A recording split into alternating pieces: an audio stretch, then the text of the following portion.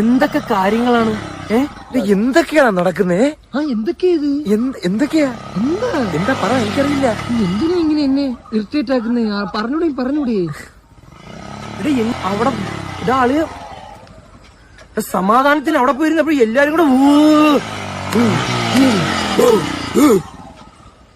പേടിച്ചു വിടാ. ഞാൻ അവിടെ നിന്നൊക്കെ പൊക്കണം. ഈ നാട് വിട്ട് പുറത്തുവെല്ലാം പോവാളിയാ.